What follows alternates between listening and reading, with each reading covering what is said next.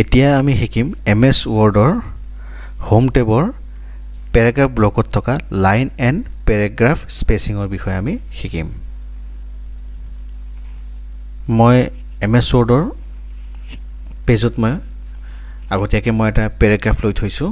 মই ইয়াতে মই আপোনাৰ এই হোম টেবৰ ভিতৰত থকা পেৰাগ্ৰাফ ব্লকত থকা মই পেৰাগ্ৰাফ আৰু লাইন স্পেচিঙৰ বিষয়ে মই দেখুৱাই আছোঁ।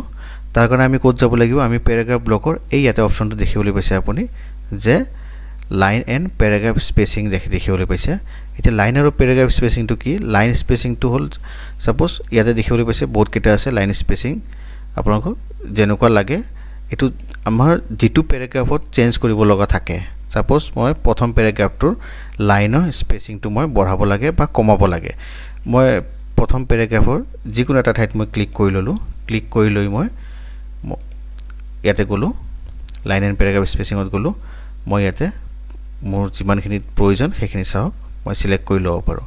মই যিটো চিলেক্ট কৰিম লাইন স্পেচিংখিনি সিমানখিনি হৈ যাব। এয়া দেখিবলৈ পাইছে যে লাইন স্পেচিং যিমানখিনি লাগে সিমানখিনি হৈ গৈছে। মই আকৌ কমাব লাগে, আগৰ পজিশ্যনত লৈ আহিব লাগে, আগৰ পজিশ্যনত লৈ আহিলোঁ। ঠিক আছে।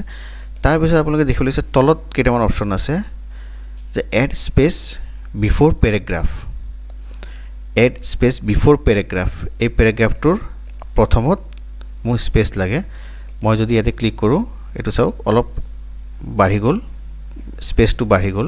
ইয়াতে অলৰেডি আগৰ পৰা এটা পেৰাগ্ৰাফ হেৰি আছে, কি বুলি কয় আপোনাৰ ৰিমুভ স্পেচ আফটাৰ পেৰাগ্ৰাফ, মানে ইয়াৰ পিছত পেৰাগ্ৰাফৰ পিছত যদি মই ৰিমুভ কৰিব লগা থাকে তেনেহ'লে মই ৰিমুভ কৰি দিছোঁ।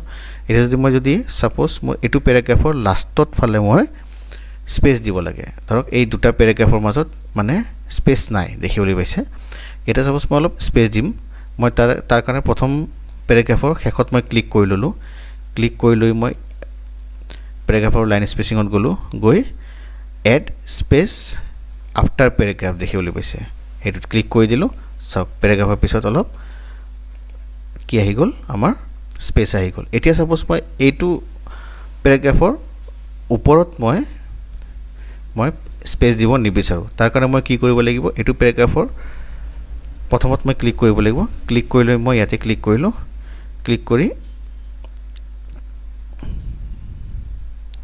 মই প্ৰথমতে আগতে এইটো হেৰি কৰিলোঁ, ইয়াতে দিলোঁ। দিয়াৰ পিছত মই add before paragraph, add space before পেৰাগ্ৰাফত ক্লিক কৰিলোঁ।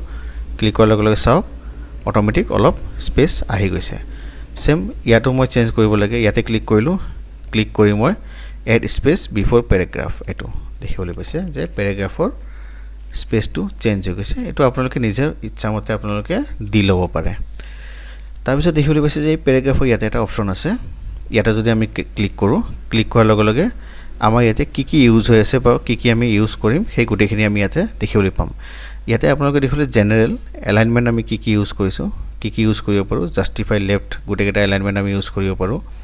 আৰু বডি টেক্সট আউটলাইন লেভেল আমি এইখিনি চেঞ্জ কৰি ল'ব পাৰোঁ। আৰু তাৰপিছত আহিব আপোনাৰ ইণ্টেণ্ডেশ্যনটো আপোনালোকে ইয়াতো দেখিবলৈ পাব বা আমাৰ ওপৰত ইয়াতো দেখিবলৈ পাব। এই দুটা অপশ্যন ইণ্টেণ্ডেশ্যন আমি ইয়াতো ইউজ কৰিব পাৰোঁ। ইণ্টেণ্ডেশ্যন ইউজ কৰিব হ'লে চাব, ইণ্টেণ্ডেশ্যন যেতিয়া ইউজ কৰিব আপোনালোকে এই প্ৰিভিউত আপোনালোকে চাই থাকিব পাৰিব যে কেনেকুৱা চেঞ্জবোৰ আহি থাকে। ইণ্টেণ্ডেশ্যন যদি মই লেফ্টৰ পৰা ইউজ কৰোঁ, মই চাওক পেৰাগ্ৰাফটো অলপ যিটো পেৰাগ্ৰাফত মোৰ ক্লিক কৰা আছে সেই পেৰাগ্ৰাফৰ পৰা চেঞ্জ হ'ব দেখিবলৈ পাইছে। এইটো চাওক আমাৰ পেজটো অলপ এইফালে আহি গ'ল দেখিবলৈ পাইছে। মই যদি অ'কে কৰি দিওঁ, এইটো চাওক এইটো পেৰাগ্ৰাফটো প্ৰথমৰ পেৰাগ্ৰাফটো অলপ এইফালে আহি গ'ল। তাৰপিছত আকৌ গ'লোঁ, মই দেখুৱাই আছোঁ একফালৰ পৰা ৰাইটৰ ফালে দিলে, ৰাইটত যদি মই ক্লিক কৰোঁ ৰাইটৰ পৰা এইফালে আহি থাকিব। অ'কে কৰিলোঁ, এইটো দেখিবলৈ পাইছে কমি গ'ল। বঢ়াব পাৰি, কমাব পাৰি, গোটেইখিনি চেঞ্জ আমি কৰিব পাৰোঁ। তাৰপিছত আমি স্পেচিয়েল আমি ইয়াতে দিব পাৰোঁ। ফাৰ্ষ্ট লাইন লাষ্ট লাইন আমি দিব পাৰোঁ। আমি যেতিয়া যেনেকৈ পেৰাগ্ৰাফ এটা লিখিলে ফাৰ্ষ্ট লাইনটো অলপ আগৰ পৰা ষ্টাৰ্ট হয়, আমি এইটো কিমানখিনিলৈকে আমি কমাম বঢ়াম সেইখিনি আমি দিব পাৰোঁ। এইটো দেখিবলৈ পাইছে। ইয়াতে যদি দি থাকোঁ আপোনালোকে ইয়াতে প্ৰিভিউটো চাই থাকিব পাৰিব কিমানখিনি চেঞ্জ আহি থাকে, বা নান কৰি দিলেও হৈ যাব। ইয়াতে অ'কে ক্লিক কৰিলে আহি যায় তাৰমানে। তাৰপিছত স্পেচ স্পেচটো চাব, স্পেচটো কেনেকুৱা ধৰণৰ, মানে আমাৰ পেৰাগ্ৰাফৰ মাজৰ পেৰাগ্ৰাফৰ স্পেচটো আমাৰ দেখুৱাই আছে। চাওক এইখিনি কিমানখিনি আমাৰ তলত আহি গ'ল, দেখিবলৈ পাইছে। তাৰপিছত যদি মই ইয়াতে দিব বিচাৰোঁ, মই সেই হিচাপত নিজৰ ইচ্ছা অনুযায়ী আপুনি ইয়াতে চেঞ্জ কৰিব পাৰে। এইটো দেখিবলৈ পাইছে চেঞ্জ আহি গৈছেগৈ। মই আনডু কৰি কিনে আকৌ আগৰ পজিশ্যনত লৈ আহিলোঁ। এনেধৰণে আপোনালোকে ইউজ কৰিব পাৰে লাইন আৰু পেৰাগ্ৰাফ স্পেচিং। এইবোৰ ইমান ইউজ নহয়, তথাপিও জানি থোৱাটো ভাল আপোনালোকৰ কাৰণে। আৰু আপোনালোকে নিজৰ পচন্দ অনুযায়ী নিজৰ যেনেকৈ এট্ৰেক্টিভ বনাব লাগে সেইটো আপোনাৰ গোটেইখিনি আপোনাৰ নিজৰ ক্ৰিয়েটিভিটিৰ ওপৰত ডিপেণ্ড কৰে। আপুনি আপোনাৰ পেজ বা আপোনাৰ ডকুমেণ্টটো আপুনি কিমান এট্ৰেক্টিভ বনাব পাৰে সেইটো আপোনাৰ সম্পূৰ্ণ আপোনাৰ নিজৰ ক্ৰিয়েটিভিটিৰ ওপৰত ডিপেণ্ড কৰে। আপুনি সেই হিচাপত বনাই থাকিব পাৰিব। গতিকে এতিয়া আমি কি শিকিলোঁ যে হোম টেবৰ পেৰাগ্ৰাফ ব্লকত থকা আমি লাইন এণ্ড পেৰাগ্ৰাফ স্পেচিঙৰ বিষয়ে শিকিলোঁ আৰু ইণ্টেণ্ডেশ্যনৰ বিষয়ে আমি শিকিলোঁ।